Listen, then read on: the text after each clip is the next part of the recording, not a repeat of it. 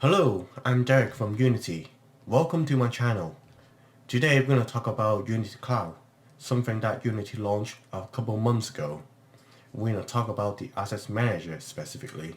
Unity Asset Manager is a digital asset management system where users can upload all different kinds of digital assets to our cloud service. Additionally, the assets can be shared with other people and then it can be imported into Unity project or use it in somewhere else. But today I'm not going to go through the Unity Cloud services on the web platform because I'm sure somebody has done it in the past. Instead, I'm going to talk about the Unity Cloud SDK. There are situations where you want users to log in before to have full access to your applications. Specifically, you might want the user to log in using their Google account, Microsoft account, etc. etc. Unity has provided something called Identity Package, where developer can implement those login feature with a few lines of code. So today we're going to walk through how to implement this Identity Package and run through how you actually get started using this package within the editor. Let's get started.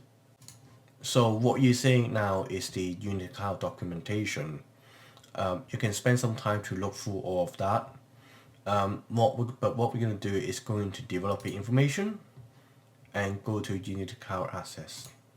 So the Identity Package is not the only packages that Unity provide. We also have data streaming, present, metadata, etc. But since today we're going to talk about the Identity Package, I'm going to click through the Identity Package. So in here I'm going to click on Unity Cloud Identity Package and SDK.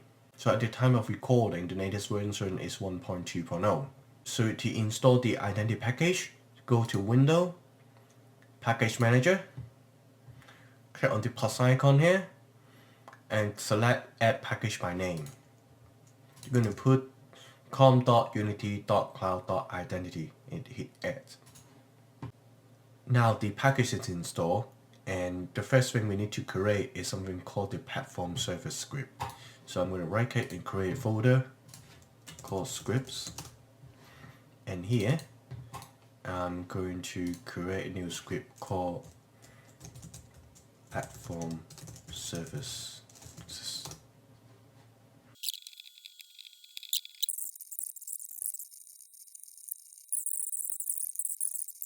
So this is all what you need in this platform services script. So to give you an overview of what this script is, we have a create method to create a platform service. We have a function called initialize to initialize the service, and then we also have a public function called shutdown services to shut down this platform services. Now, since this is a public class, it's not going to be a mono behavior because we are not going to attach this script to our game object. So next step is to create two different scripts to initialize service and to shut down the service. Now we just now create a new script called platform initialize.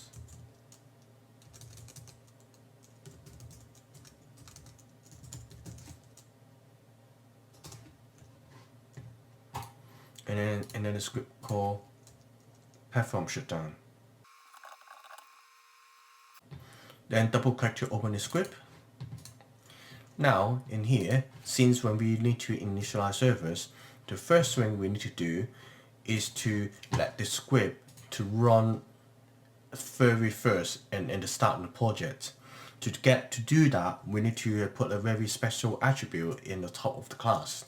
So in here, we're going to put a square bracket and put default execution order. And here we're going to put it as an integer dot minimum value. If you hover this, it's going to tell you that is the minimum value of an integer. Next, let's create the platform shutdown script. So same as before, now we want it to launch or we want to execute at the last order of all the script. So we're going to put the attribute as default execute order. This time, instead of using the minimum value, we use the maximum value.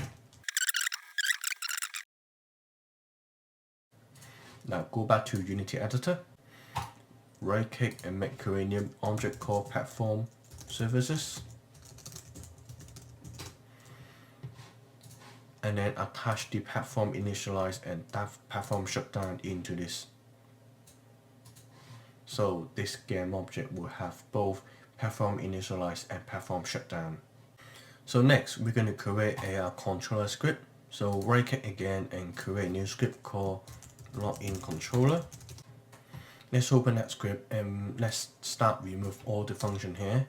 So I'm going to write a script that lets you log in and log out and see the status of the user. Okay, so I created two buttons there. One is to log in, the other one's to log out. Let's test it out. Now let's press play.